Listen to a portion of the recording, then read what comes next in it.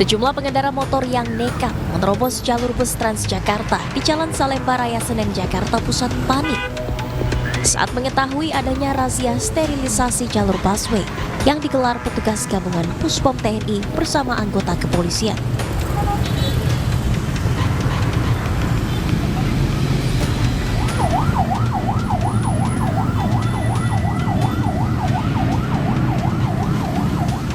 Mereka langsung memutar balik dan melintasi celah beton separator busway demi menghindari sanksi tilang. Namun aksi nakal para pengendara gagal dan langsung dihadang petugas gabungan untuk mempertanggungjawabkan perbuatannya. Selain pengendara roda 2, petugas juga menindak kendaraan roda 4 berplat merah hingga plat nomor dinas pejabat serta kendaraan yang dikemudikan anggota TNI dan Polri. Razia digelar untuk menertibkan jalur bus Transjakarta dari para pengendara roda 2 maupun roda 4 dengan tujuan mengurangi angka kecelakaan. Penegakannya yang kita tilang adalah orang-orang yang menggunakan jalur busway termasuk TNI Polri. Kita proses lebih lanjut sesuai dengan Undang-Undang Nomor 22 2009, Undang-Undang Lalu Lintas dan Angkutan Jalan Raya. Sehingga kalau memang dia melanggar undang-undang tersebut, ya kita proses sesuai dengan aturan. Pada razia kali ini petugas menindak puluhan pelanggar, baik pengendara roda 2 maupun roda 4, yang langsung diberikan sanksi tilang manual. Dari Jakarta, Raniston Sanjaya, iNews melaporkan. Informasi 1 unit bengkel dan 6 rumah di Kota Padang Sidimpuan, Sumatera Utara ludes terbakar. Kebakaran diduga akibat percikan api yang berasal dari dalam bengkel.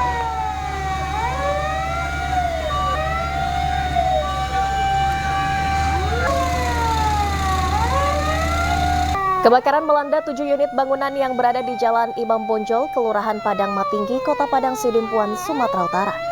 Kejadian berawal saat pekerja bengkel sedang mengelas, namun api las tiba-tiba menyambar sebuah mobil yang tengah parkir di dalam bengkel. Banyaknya material yang mudah terbakar membuat api dengan cepat menyambar ke bangunan lainnya.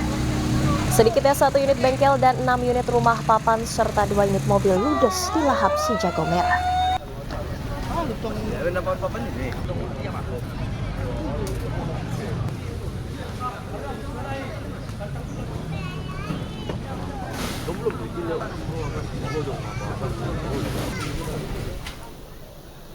Ya pemirsa, upaya pemadaman masih dilakukan petugas kepada kapal yang terbakar di Muara Baru, Jakarta Utara. Petugas juga belum bisa memastikan jumlah korban karena belum bisa masuk ke dalam kapal.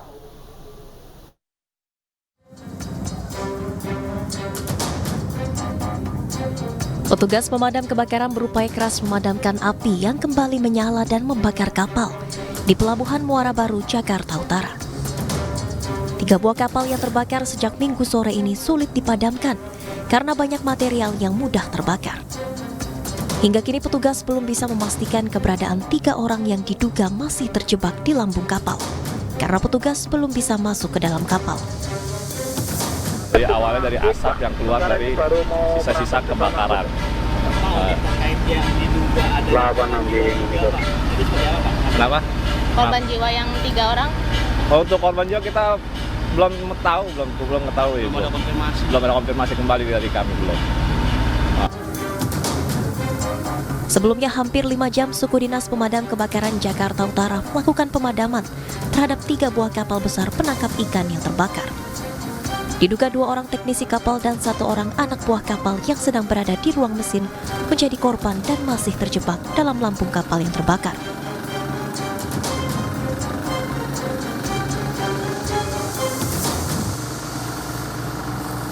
Pemirsa, 8 warga korban longsor yang terisolir di Kecamatan Latimojong, Kabupaten Luwu, Sulawesi Selatan berhasil dievakuasi.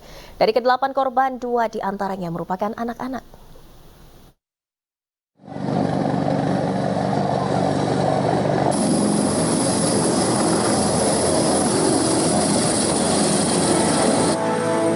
Delapan korban bencana tanah longsor yang terjebak di Kecamatan Latimojong, Kabupaten Luwu, Sulawesi Selatan berhasil dievakuasi menggunakan helikopter milik TNI. Dari 8 korban, 2 diantaranya masih anak-anak.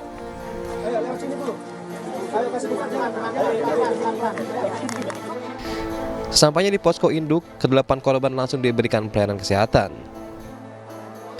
Menurut data Dinas Kesehatan Kabupaten Luwu, tercatat 200 korban sempat mendapat perawatan dengan kebanyakan berusia lanjut. Rata-rata korban mengeluhkan diare, pusing, batuk, serta mengalami luka ringan. Sampai hari ini keluhan yang banyak dirasakan oleh masyarakat khususnya kesehatan yaitu penyakit demam, batuk beringus, diare, gatal-gatal, kemudian ada juga beberapa yang luka ringan, kemudian ada juga yang mereka yang penyakit kronis itu kambuh penyakitnya akibat dampak dari banjir. Hingga saat ini, 11 orang dinyatakan meninggal dunia akibat bencana banjir bandang dan longsor di Luwu. Sementara 1 korban lainnya dinyatakan hilang dan masih dalam proses pencarian. Dari Kabupaten Luwu, Sulawesi Selatan, Nasruddin Rubak, iNews melaporkan. Dan pemirsa, untuk mengetahui perkembangan evakuasi dampak banjir dan longsor di Kabupaten Luwu, Sulawesi Selatan, kami telah terhubung dengan Kepala Pelaksana BPBD Provinsi Sulawesi Selatan, Amson Padolo. Selamat sore, Pak Amson. Selamat sore, Bu. Selamat salam kemanusiaan, salam tangguh. Baik, Pak Amson, bagaimana update terkini proses evakuasi di sana? Ya, jadi kami laporkan kepada pemirsa Inews TV bahwa untuk saat ini pemerintah Provinsi Sulawesi Selatan bekerjasama dengan unit TNI Polri telah melakukan evakuasi kepada warga yang rentan. Dalam hal ini warga orang tua yang lumpuh, anak-anak yang sakit, yang memang rentan, yang mungkin kita sudah mendapatkan dokumentasinya di mana-mana. Itu kita mengevakuasi, selain kita mendistribusikan logistik di daerah-daerah 12 kecamatan yang terdampak, 12 desa yang terisolir, kita juga mengevakuasi warga kita yang saat ini dalam keadaan usaha rentan dan terserang sakit penyakit. Dan untuk saat ini dengan arahan Bapak Gubernur dan Pak Kapolda menggunakan 2 heli dari Angkatan Udara dan heli dari Polda, kita telah mengevakuasi 44 warga kita dari desa yang terisolir itu untuk kita melakukan perawatan di Kota Belopa. Apa yang menjadi kendala evakuasi mungkin, Pak Amson? Ini kan ada 12 desa yang terisolir. Ya, kami laporkan bahwa untuk saat ini memang kondisi topografi Kecamatan Latimojong ini kan berada di pegunungan. Jadi kendala kita adalah cuaca dan iklim yang kita dibatasi oleh waktu. Jadi proses evakuasi dan pendistribusian logistik itu kita mulai biasanya 6:30 pagi sampai batas sampai jam 12 siang. Setelah itu lokasi tertutup oleh kabut dan tidak memungkinkan untuk dilakukan pendaratan pada lokasi-lokasi desa tersebut. Baik, saat ini untuk posko pengungsian tersebar di mana saja mungkin Pak Amson, dan apa saja bantuan yang sudah didistribusikan? Jadi untuk saat ini berdasarkan dari hasil asesmen kita terhadap pengungsian ini untuk di Kabupaten Luwu ini kita lakukan di kantor Bapeda. Tetapi khusus untuk desa-desa yang masih belum kita jangkau dan masih rawan, kita bekerjasama dengan pemerintah setempat untuk melakukan pengungsian di tempat-tempat yang aman. Aman dalam hal ini kita pemerintah desa yang mengetahui letak-letak yang tidak mungkin dapat terhindar dari bencana longsor susulan. Dan untuk itu pengungsi-pengungsi yang ada di Kota Belopa ini kita letakkan di kantor Bapeda sendiri, dan kita juga telah menyiapkan tempat-tempat pengungsian untuk di daerah-daerah lain yang tertimpa seperti di Suli Barat. Jadi ada lokasi-lokasi yang telah kita tentukan, dan memang untuk saat ini warga yang terdampak itu pada umumnya khususnya di daerah Suli daerah Suli Barat, Suli yang kemarin banjir itu sudah kembali ke rumah dan telah dilakukan pembersihan. Nah, memang masih kendala kita yang berada di Kecamatan Latimojong. Pak Amson, untuk kondisi pengungsi sendiri bagaimana? Apakah ada gangguan kesehatan mungkin yang dialami akibat peristiwa ini? Ya, jadi yang kita evakuasi tadi itu kan memang usia rentan ya, dalam keadaan sakit. Nah, ini sakitnya ada yang lumpuh, ada yang penyakit sudah lanjut usia, dan memang ini yang kita evakuasi. Sedangkan di tempat pengungsian ini di lokasi posko sudah tersedia tim medis yang siap 24 jam untuk melakukan perawatan. Begitu juga di daerah-daerah di Latimojong, puskesmas yang ada di sana itu sudah siap, dan yang pasti pemerintah dan TNI Polri selalu berusaha agar masyarakat yang tertimpa itu dapat segera melakukan pertolongan dan kita dapat melakukan tindakan-tindakan evakuasi apabila dibutuhkan. Dengan pengungsi yang belum terevakuasi, Pak Amson, bagaimana untuk memberikan mereka akses kepada fasilitas kesehatan? Jadi perlu kami laporkan bahwa tidak semua warga di atas itu kita akan lakukan pengungsian ke Belopa ya. Karena ada 3.000 lebih warga yang masih terisolir. Nah, itu kita melakukan yang sistem tadi, bahwa kita lakukan tempat pengungsian di tempat-tempat yang aman di lokasi di desa dusun tersebut. Dan setiap dusun itu kan sudah ada semacam pustu. Pustu itu di mana dan apabila kondisi rawan, kita akan menggunakan heli dari Angkatan Udara dan Kepolisian untuk mengantar tim medis untuk di lokasi-lokasi tersebut. Tapi kita akan berusaha sedapat mungkin bahwa apabila dalam keadaan yang perlu tindakan segera dan emergensi, itu kita arahkan di lokasi-lokasi pendaratan yang mudah untuk pendaratan, sehingga pada saat dilakukan pendistribusian logistik langsung diambil untuk dibawa ke kota Delop. Baik, terima kasih banyak Pak Amson. Semoga proses evakuasi bisa berjalan dengan lancar dan akses juga kembali bisa kondusif di sana. Terima kasih Pak Amson Wanolo, Kepala BPBD Sulawesi Selatan. Salam sehat, terima kasih telah bergabung di ini sore. Pemirsa, sebelumnya banjir bandang dan tanah longsor menerjang Kabupaten Luwu, Sulawesi Selatan. Total 16 kecamatan terendam banjir dan mengisolir warga. Ini kasihan rumahnya Opo Haji. Masih ada di dalam situ. Radit! Banjir bandang yang menerjang Luwu membuat ratusan rumah warga terendam dan memutus akses jalan. Bahkan, ketinggian air bisa mencapai 2 meter. Airnya deras sekali, tidak bisa orang lewat. Deras, lumpur. Tidak hanya itu, derasnya arus banjir membuat warga dan petugas kesulitan melakukan evakuasi. Akibatnya, 11 orang meninggal dunia dan 1 orang lainnya masih dinyatakan hilang. Sabar Bu, sabar. Untung masalah masih sakit. Sementara itu, tim gabungan terus melakukan evakuasi bagi para korban banjir yang terjebak di sejumlah desa.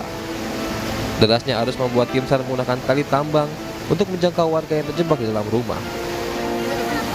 Bencana longsor dan banjir bandang ini membuat ribuan jiwa di 16 kecamatan terdampak dan mengungsi ke tempat yang aman. Warga masih menunggu bantuan dari pemerintah terkait, khususnya untuk lansia dan anak-anak. Dari Kabupaten Luwu, Sulawesi Selatan, Nasruddin Rubak, iNews melaporkan. Pemirsa, viral di media sosial, lahan pribadi di Jalan Belimbing Raya, Kelurahan Perwira, Kecamatan Bekasi Utara, dijadikan tempat parkir ilegal. Bahkan juru parkir kerap membuat onar dan marah jika ditegur pemilik rumah. Mobil mau keluar. Mobil mau keluar. Jangan teriak-teriak. Kan saya udah buka pagar. Iya, jangan teriak-teriak. Ini sebenarnya mau keluar. Saya ngerti abang mau keluar, tapi nggak sudah teriak. Saya mau keluar. Inilah rekaman video amatir pemilik rumah di Jalan Belimbing Raya di samping Pasar Ampera, Kelurahan Perwira, Kecamatan Bekasi Utara yang geram. Jalan perumahannya dijadikan tempat parkir ilegal oleh seorang juru parkir. Mobil mau keluar. Mobil mau keluar.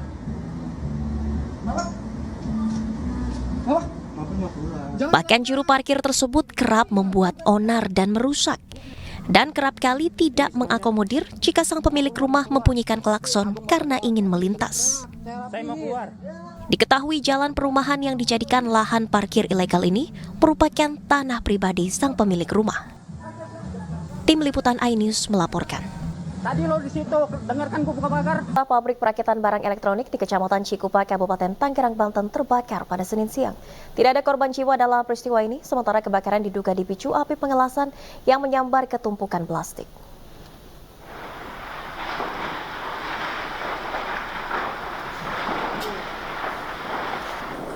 Asap tebal disertai api besar muncul dari bangunan pabrik perakitan barang elektronik di Kecamatan Cikupa, Kabupaten Tangerang, Banten. Banyaknya bahan plastik yang mudah terbakar membuat api dengan cepat membesar hingga membuat lantai 2 pabrik ambruk.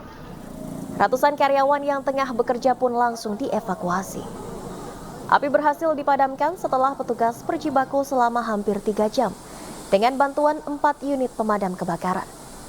Kebakaran diduga terjadi akibat percikan api las yang menyambar ke tumpukan plastik bahan rakitan barang elektronik.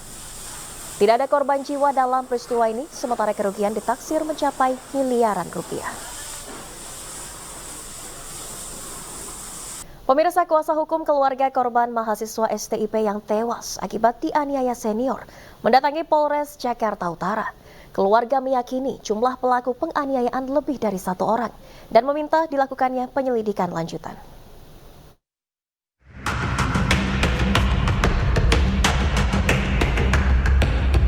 Tim kuasa hukum keluarga Putu Satria Anantara 3, mahasiswa Taruna tingkat 1 STIP yang tewas akibat dianiaya seniornya, mendatangi Polres Jakarta Utara Senin siang. Kedatangan kuasa hukum korban untuk menyerahkan barang bukti baru berupa tangkapan layar akun Instagram yang menampilkan obrolan grup angkatan korban. Dari bukti tersebut, keluarga korban mencurigai jumlah tersangka lebih dari 1 orang. Selain itu, kuasa hukum korban juga meyakini ada 5 orang dalam toilet saat kejadian penganiayaan. Rangka meminta perkembangan kasus dan menanyakan beberapa hal, khususnya terkait dengan rilis dari Kapolres yang menyatakan ini pelaku tunggal. Kita mau menanyakan beberapa hal dan kita juga ada beberapa bukti baru lah. Siapa tahu bisa membantu dalam proses pengembangan. Nah kan penetapannya baru 1 nih Bang, ini mungkin ada dari pihak keluarga keberatan apa gimana Bang? Kami masih sangat yakin lebih dari 1. Peran senior lain harusnya ditindaklanjuti. Itu kan 5 orang yang senior, 4 lagi kemana? Tim kuasa hukum korban berharap polisi melakukan penyelidikan lanjutan atas kasus meninggalnya korban dan kasus diungkap dengan seadil-adilnya. Dari Jakarta, Jen Cahyani, Raga Firdaus, Yudi Richard, iNews melaporkan. Pemirsa, Presiden Jokowi menegur pemerintah daerah dalam Musrenbangnas 2024. Jokowi meminta Pemda bekerja dan tidak melimpahkan semua masalah ke pemerintah pusat. Hal ini disampaikan Jokowi saat pidato di acara Musyawarah Perencanaan Pembangunan Nasional 2024. Jokowi awalnya menjelaskan dirinya sedang menyiapkan instruksi Presiden soal penyambungan air untuk rumah tangga. Ia berharap pemerintah daerah juga memiliki inisiatif dalam pengembangan proyek nasional. Presiden juga mempertanyakan tugas pemerintah daerah jika semua urusan diambil alih oleh pemerintah pusat. Ia juga mengingatkan pemerintah daerah agar tidak melimpahkan semua masalah kepada pemerintah pusat. Sekali lagi, mengingatkan pada kementerian juga, kalau punya rencana itu disampaikan ke daerah yang ingin ketempatan, ketuk pintu, ulun siap enggak kita bangun waduk, tapi irigasi sekunder dan tersiernya daerah. Kalau nggak sanggup geser ke provinsi yang lain. Tapi biasanya memang kalau gubernur, bupati, wali kota ditanya sanggup, sanggup Pak, sanggup Pak. Begitu sudah selesai, wah berat Pak kita Pak, APBD kita habis Pak untuk ini, untuk ini. Udah sana. Pemirsa, politisi Partai Amanat Nasional Eko Patrio dinilai layak dan pantas masuk bursa calon menteri di Kabinet Pemerintahan Prabowo Gibran. PAN menyebut Eko memiliki kemampuan mumpuni karena berpengalaman sebagai anggota DPR RI.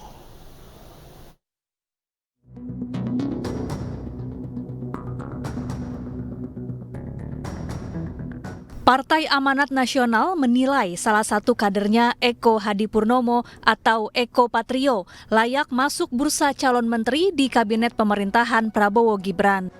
Eko dianggap memiliki kemampuan mumpuni sebagai menteri karena berpengalaman sebagai anggota DPR selama 3 periode. Ketua Umum PAN Zulkifli Hasan menyerahkan kepada Prabowo Gibran terkait posisi menteri yang paling tepat bagi Eko. Sementara itu, Bagai Gayung bersambut Wakil Ketua Umum Partai Gerindra Habibur Rahman menilai Eko pantas duduk di posisi menteri. Kalau lihat ini, ya kan, potongannya itu pantas juga sih Eko jadi menteri gitu kan. Kalau lihat, kalau baju itu ya potongannya dengan bahannya, ya kan, potongannya bagus, bahannya bagus Eko jadi menteri gitu. Jadi menurut saya pantas-pantas banget ya Pak Eko jadi menteri. Eko Patrio awalnya dikenal publik sebagai komedian bersama grup lawak Patrio. Eko juga kerap menjadi presenter program hiburan di televisi. Pria berusia 54 tahun ini kemudian banting setir dengan menggeluti dunia politik. Ia terpilih sebagai anggota DPR dalam 4 kali pemilu legislatif sejak tahun 2009. Terbaru, Eko dinyatakan lolos melenggang ke Senayan setelah bertarung di pemilu 2024. Tim Liputan iNews melaporkan.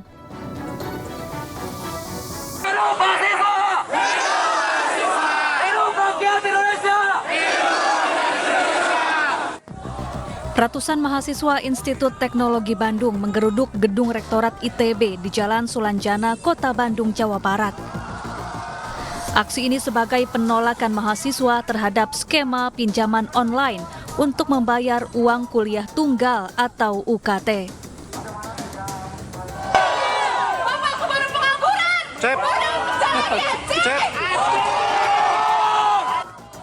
Sebelumnya, ITB bekerja sama dengan perusahaan jasa pinjaman online Dana Cita untuk pembayaran uang kuliah tunggal atau UKT. UKT adalah uang kuliah yang dibayarkan mahasiswa di suatu perguruan tinggi negeri di tiap semester. Ya, karena memang memiliki tunggakan dan rektorat memberikan kebijakan untuk dapat memaksa mereka cuti pada semester selanjutnya. Tanpa memberikan solusi konkret, begitu rektorat juga memberikan solusi berupa pinjaman online yang dirasa memberatkan kepada teman-teman mahasiswa. Mereka diberikan pinjaman 12,5 juta untuk kemudian dapat membayarkan pada rentang waktu 12 bulan. Itu sebesar 15,5 juta rupiah Bapak Ibu sekalian, yang mana itu berkisar pada kisaran 20%.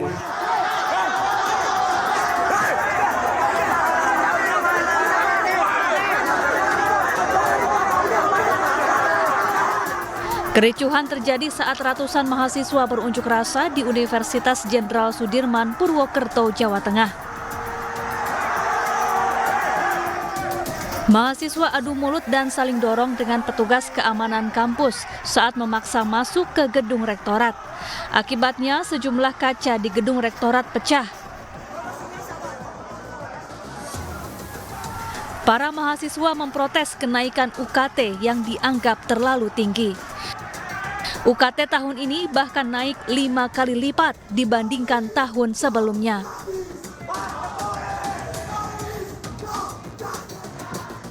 Pihak kampus beralasan kenaikan UKT didasarkan pada berbagai pertimbangan, salah satunya biaya UKT yang belum pernah mengalami penyesuaian sejak tahun 2012. Sementara itu viral di media sosial kabar Universitas Indonesia yang merilis uang pangkal atau iuran pengembangan institusi tahun 2024-2025 yang dinilai fantastis. IP dibayarkan 1 kali di awal kuliah. UI membagi IP ke dalam 4 kelompok. Biaya termahal adalah Fakultas Kedokteran yang mencapai 161 juta rupiah. Hal ini menuai kecaman warganet lantaran menilai biaya kuliah menjadi sangat mahal. Tim Liputan iNews melaporkan.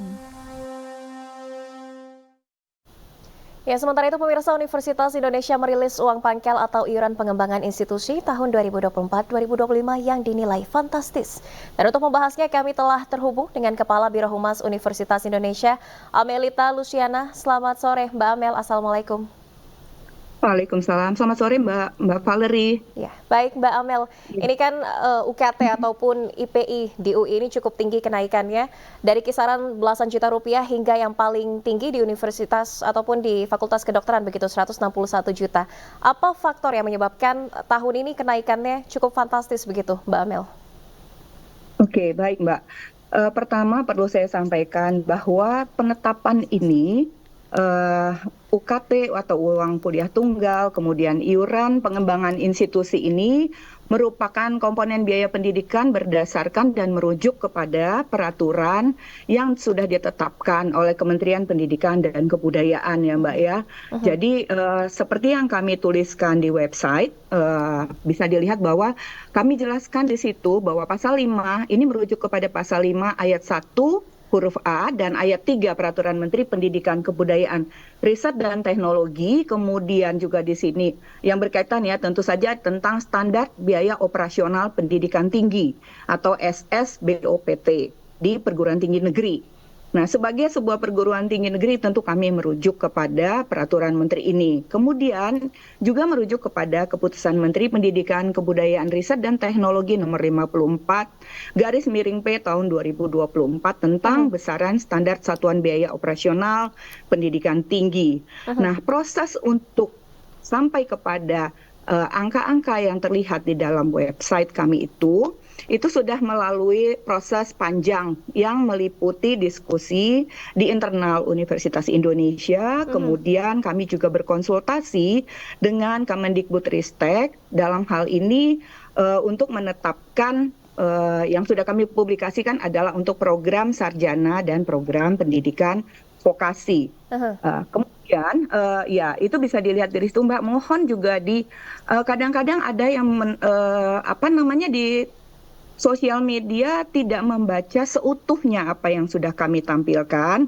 Jadi tentang IP misalnya mereka tidak melihat bahwa tabel itu adalah untuk yang program melalui program reguler yang mandiri misalnya, tidak sampai detail dibaca. Jadi mungkin saya perlu menyampaikan juga demikian tentang besaran rekomendasi yang ada di tabel tersebut Mbak Valerie. Jadi besaran tersebut adalah rekomendasi, belum merupakan suatu nilai yang harus dibayarkan oleh mahasiswa. Oke. Artinya yang akan membayar dengan nominal yang ditampilkan di website ini, Mbak Amel, ini untuk mahasiswa yang masuk melalui jalur tertentu begitu, dan untuk mahasiswa yang kurang mampu, apakah masih ada skema beasiswa ataupun keringanan? Tentu Mbak, jadi ini adalah sarjana reguler dan program pendidikan vokasi yang jalurnya reguler mandiri.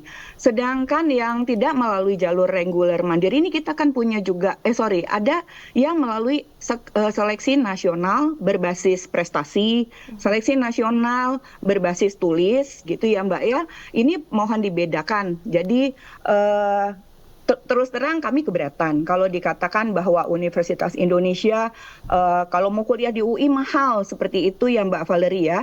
Untuk diketahui tahun ini saja melalui salah satu jalur yang ada di UI kita menerima mahasiswa dari 3T loh Mbak. Dari 3T ini di mana mereka bisa berasal dari lebih dari 20 daerah di Indonesia yang menjadi camaba kami. Jadi ada lebih kurang 23 daerah di Indonesia termasuk dari Merauke, Nia Selatan, seperti itu. Mereka lewat jalur penerimaan SNBP atau seleksi nasional berbasis prestasi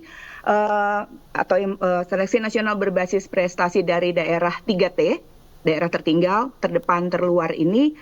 Kami bantu tentu saja dengan pembiayaan dengan skema yang sudah dipersiapkan untuk mereka. Jadi ada mekanisme untuk pembayaran uang kuliah ini Mbak. Begitu pula yang ada di tabel yang kami tampilkan. Jadi kalau misalnya ada yang merasa ini keberatan, ya, wah ini mahal banget atau seperti apa, nanti akan ada tim Pokja yang memverify data-data yang sudah disampaikan oleh calon maba ini melalui atau pada tahap praregistrasi ya Mbak Valerie ya. Ini akan diverify oleh tim Pokja tersebut. Nanti dia dikelompokkan di mana. Jadi bukan kartu mati seperti itu Mbak Valerie. Jadi masih ada ruang bagi para camaba untuk atau camaba, orang tua maupun penanggung biaya pendidikan mereka untuk mendapatkan keringanan melalui mekanisme yang ada di Universitas Indonesia. Demikian Mbak Val. Oke, baik. Artinya untuk kisaran biaya ini tidak final begitu ya Mbak Amel, dan jika ada yang merasa tidak mampu, ini juga masih bisa mengajukan banding dan tentunya akan ditentukan melalui mekanisme apakah layak mendapatkan keringanan ataupun tidak ya Mbak Amel ya. Terima kasih banyak Mbak Amelita Luciana, Kepala Biro Humas Universitas Indonesia telah bergabung di Aini Sore. Salam sehat, selamat beraktivitas kembali Mbak Amel. Dan pemirsa, untuk membahas informasi selengkapnya, kami telah terhubung dengan legenda bulu tangkis Indonesia, sekaligus peraih Piala Uber Cup 1975 Imelda Wiguno. Dan nanti juga akan bergabung bersama kami, tim ad hoc PBSI, peraih Uber Cup tahun 1994 Yuni Kartika. Selamat sore, saya sapa terlebih dahulu kepada Mbak Imelda. Selamat sore. Baik Mbak Imelda, kalau dari pengalaman Mbak Imelda gitu, apa yang Anda cermati melihat penampilan tim Uber kita kemarin? Kalau saya melihat sih ya, dan berharap sih, karena sehari sebelumnya mengalahkan Korea, itu luar biasa tuh. Ya, jadi tadinya saya berharap Grego bisa mempertahankan semangatnya seperti sehari sebelumnya. Kemudian juga kalau aku lihat sih sebetulnya di ganda putrinya yang kita tuh mungkin kurang kuat ya. Karena kebetulan Apri juga sedang cedera. Oke, kalau dari ganda putri tadi Mbak Imelda sebutkan kita masih kurang begitu. Apa mungkin yang menjadi kendala bermain sendiri dengan bermain ganda Mbak Imelda? Apakah karena mentalitas atau bagaimana chemistry dengan partner kita mungkin? Pemain ganda tuh lebih sulit ya untuk menyatukan gitu. Karena kan harus di lapangan dan di luar lapangan juga harus kompak sih. Juga sering melengkapi.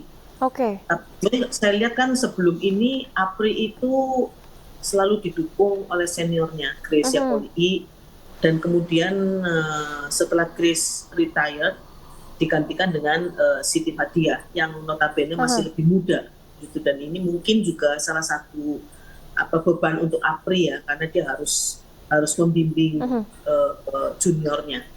Tapi sebetulnya kan sebelum Apri cedera, beberapa kali juga menunjukkan kesuksesan kan Apriani dengan Siti Fadia ini. Tapi saya tahu tuh si Apri ini kan sedang cedera. Mungkin pada saat berangkat itu tuh ada satu pas ganda yang kalau nggak salah anak Amatiwi itu juga kuat itu sebetulnya sih. Jadi saya juga nggak tahu ya bagaimana keputusan yang dilakukan itu, saya juga nggak tahu gitu. Jadi sebetulnya setiap kali pertandingan bergu sektor ganda itu harus mencuri at least 1 poin. Baik, Mbak Yuni Kartika sudah bergabung bersama kami juga sore ini. Saya sapa terlebih dahulu. Selamat sore Mbak Yuni. Sore, Cim, sore. Sore.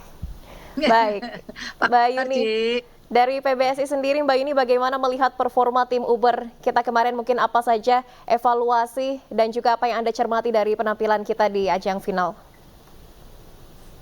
Iya, kalau saya lihat memang sudah sangat baik bisa maju ke final. Sudah cukup lama tim Uber tidak maju ke final Uber Cup. Hitungannya sudah 16 tahun gitu ya Mbak ya. Jadi ini pencapaian luar biasa. Target semifinal, mereka bisa sampai di final, ini tentu sangat mengembirakan. Hanya memang pada saat tampil di final, kita memang kalah 3-0 dari tim China. Tapi kalau rekor dari tim China sendiri, secara ranking, secara unggulan, mereka memang lebih di atas. Dan saya rasa mereka atau tim Uber Indonesia sudah memberikan penampilan yang terbaik, karena tim China juga tidak kehilangan satu match pun dari pertandingan awal hingga final yang berlangsung. Oke, ini juga tadi yang Mbak Imelda sampaikan begitu, sudah pencapaian yang luar biasa, kita juga mengalahkan Korea Selatan. Tapi memang Cina juga lawan yang berat begitu. Dan tadi kalau Mbak Imelda poinnya menyampaikan mungkin masih ada sedikit kekurangan begitu ataupun kelemahan di ganda putri kita. Kalau evaluasi dari PBSI sendiri, Mbak Yuni? Iya, memang kali ini Anatiwi tidak dibawa ya di dalam tim Uber Cup. Kemudian ada Melsha Trias, kemudian ada Ripka Lani. Dan kita melihat sepertinya Apri masih belum pulih 100% sehingga pada pertandingan di final ini tidak diturunkan. Tetapi kita juga melihat Ripka Lani pada saat main sebelumnya menghadapi lawannya di semifinal, ini juga belum ada yang nggak terlalu baik lah penampilannya, makanya oleh Coach Seng Hyun ini dirubah secara partnership. Ini bukan partner yang sesungguhnya memang yang dipasang, tapi kalau bicara Ripka Fadia sebelumnya atau pada saat di klub di PB Jarum dan kemudian baru masuk Platnas, sebenarnya mereka udah pernah partneran gitu. Tapi ingat lawannya itu juga pemain nomor 1 dunia di sektor ganda putri. Jadi tidak mudah juga untuk dikalahkan begitu. Oke. Baik, saya kembali ke Mbak Imelda. Mungkin Mbak Imelda, ini kan China merupakan lawan yang kuat. Lawan tahunan kita selalu China begitu salah satunya. Kalau dari pengalaman Mbak Imelda sendiri sebetulnya apa yang menjadikan China ini merupakan lawan terkuat begitu? Apakah dari endurance mereka ataukah dari stamina atau strategi? Apa yang paling perlu diwaspadai dari China? Memang yang jelas sih memang ini ya, fisiknya kuat sekali. Fisiknya. Tapi saya ingin mengapresiasi tim Indonesia, tim Uber Cup itu karena berani menurunkan junior-juniornya. Dan saya melihat baik Esther dan maupun Komang itu luar biasa. Kalau saya bilang sih, saya apresiasi karena begini, mungkin untuk tahun ini belum bisa, tetapi dengan bermodalkan pemain-pemain muda di ganda juga, saya berharap kedepannya nih tim Uber Cup itu dipersiapkan dengan lebih baik lagi. Kemudian juga persiapan untuk Thomas Uber Cup, kalau menurut saya nih dalam pikiran saya, sepertinya juga persiapannya tuh nggak terlalu maksimal karena semuanya itu sedang konsentrasi untuk Olimpiade. Nah, Thomas Cup Uber Cup itu in between dari kejuaraan itu sebelum ada Thomas Cup, sehingga konsentrasinya tuh mungkin terpecah ya untuk persiapan Uber Cup dan Thomas Cup ini. Namun dengan mereka, tadi Yuni udah katakan, dengan mereka bisa mencapai final mengalahkan Korea itu luar biasa loh. Jadi berharap sih kedepannya lah ya. Untuk kali ini gagal nggak apa-apa, tapi kan udah bagus gitu. Iya. Baik, saya ke Mbak Yuni, mungkin tadi ada sedikit catatan dari Mbak Imelda, ini ada yang masih belum maksimal begitu dari persiapan. Mungkin dari PBSI sendiri, nantinya apa yang akan menjadi evaluasi untuk ajang-ajang bergengsi selanjutnya dan memastikan kesiapan baik mental dan juga fisik dari para pemain kita? Kalau bicara tim Uber, ini batu loncatan Mbak, yang sangat baik untuk mereka bertanding di turnamen selanjutnya perorangan. Tadi CM katakan pemain muda ini bermain luar biasa. Kalau Grego memang sudah berada di rankingnya begitu ya, tapi pemain muda ini kita sedang menunggu mereka memberikan permainan yang terbaik, dan kemarin ini bisa mereka lakukan. Padahal itu pertandingan bergu, pertandingan yang tidak mudah begitu bebannya secara mental dan tanggung jawab. Jadi saya harap dengan hasil ini mereka itu bisa menjadikan ini batu loncatan untuk mereka berprestasi lebih baik di turnamen selanjutnya individual. Berarti kalau individual mereka sekarang akan cari ranking yang lebih baik, menaikkan ranking gitu ya Mbak. Tapi untuk yang ke Olimpiade ini persiapannya malah harus lebih cepat karena sekarang ini sedang akan menuju tur Asia, di mana akan berhenti di Indonesia Open untuk perhitungan seeding atau unggulan. Jadi cepat siap-siap fokus kembali untuk merebut tempat atau unggulan lah begitu di Olimpiade. Evaluasinya ke depan tentu berbeda di setiap pemain.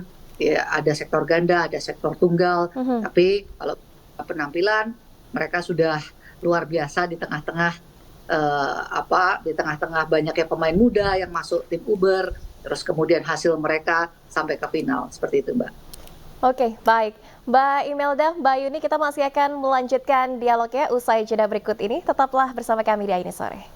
Kembali di iNews Sore pemirsa, dan kami masih terhubung dengan legenda bulu tangkis Indonesia sekaligus peraih Piala Uber Cup 1975, Imelda Wiguno, dan juga tim ad hoc PBSI sekaligus peraih Uber Cup tahun 1994, Yuni Kartika. Saya sapa kembali, selamat sore Mbak Imelda, Mbak Yuni. Selamat sore.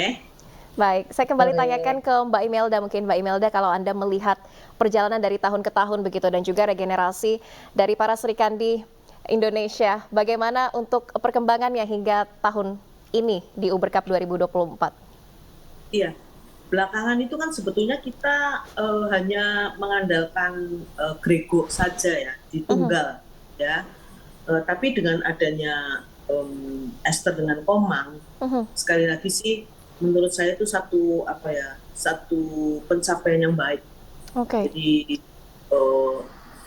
ini yang perlu dipikirkan itu adalah masalah gandanya.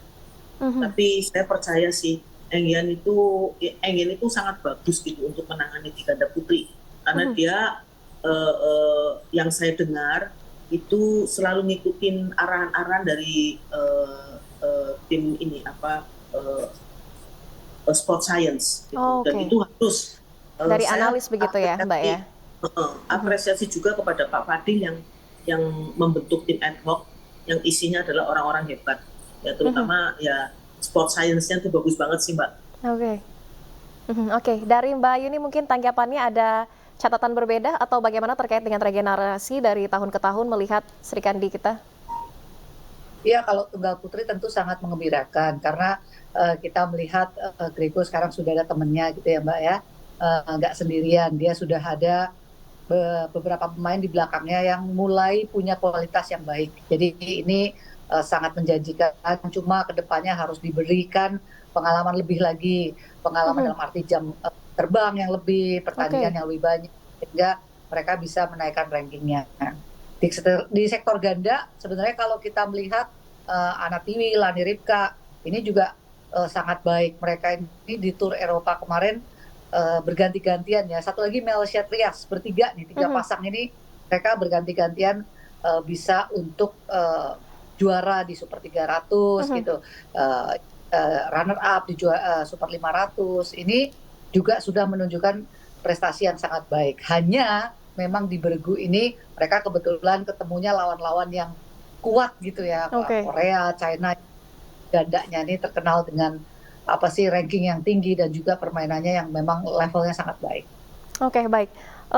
Mbak Yuni, mungkin kalau kita membandingkan begitu ya, tim Uber dengan tim Thomas, sejauh ini kan medali emas tim Uber baru 3 kali, sementara tim Thomas sendiri sudah 14 kali.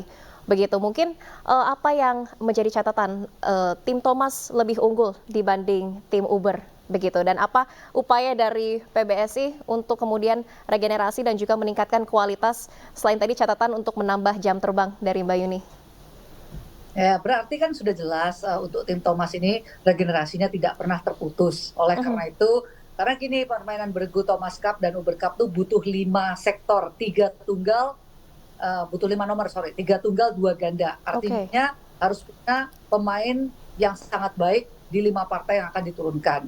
Untuk putra, memang dari dulu kita regenerasi tidak pernah putus, itu maupun tunggal maupun ganda, terutama gandanya lah selalu bisa memberikan angka untuk tim Indonesia. Nah, putri memang sempat terputus, harus diakui regenerasinya memang sempat terputus, Mbak. Dan sekarang ini mulai naik lagi. Jadi kalau bicara trennya positif. Apa yang akan dilakukan? Tentu saja dengan adanya tim ad hoc ini akan mencoba mempertajam kekurangan-kekurangan apa yang perlu diperbaiki. Tadi CM sudah bilang bahwa ada tim sport science yang sangat mendukung, kemudian ditambahin psychology sekarang, ada dari tim fisiknya juga, kemudian dari fisioterapi dan masyur. Pokoknya semua hal, semua komponen yang mendukung kemajuan dari bulu tangkis ini sudah dibentuk sekarang oleh tim ad hoc dan akan diimplementasikan lebih baik.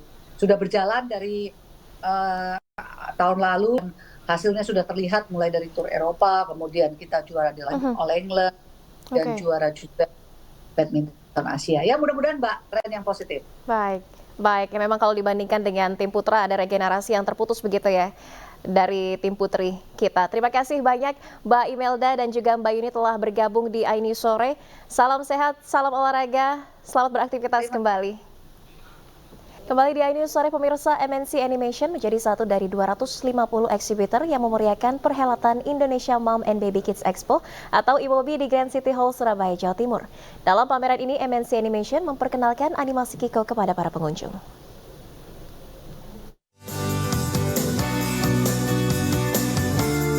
MNC Animation turut memeriahkan event Indonesia Mom, Baby and Kids Expo 2024 dengan menghadirkan tokoh animasi Kiko dan Lola di Grand City Mall, Surabaya, Jawa Timur. Pengunjung, khususnya anak-anak, bisa melakukan berbagai kegiatan seru bersama Kiko dan teman-teman di area main stage dan booth MNC Animation. Sendiri kita bisa memperkenalkan animasi lokal kepada khalayak luas bahwa banyak animasi-animasi yang bagus dibuat oleh anak-anak bangsa yang tidak hanya kalah dengan animasi di luar sana. Tak hanya menghadirkan Kiko dan Lola, MNC Animation juga menghadirkan dokter gizi untuk mengedukasi tentang makanan-makanan bergizi dan sehat untuk anak-anak. Ya, jadi di sini anak-anak juga mendapat edukatif juga ya dari berbagai dokter gizi juga yang dapat menginformasikan seperti makanan apa yang baik untuk anaknya dan juga Moms and Dad juga mengetahui ya misalkan makanan-makanan yang terbaik untuk anaknya. MNC Animation menjadikan IMOBI 2024 sebagai ajang untuk memperkenalkan dan mendekatkan masyarakat dengan film animasi karya anak bangsa ini. Dari Surabaya, Jawa Timur, Rahmat Ilyasan, iNews melaporkan.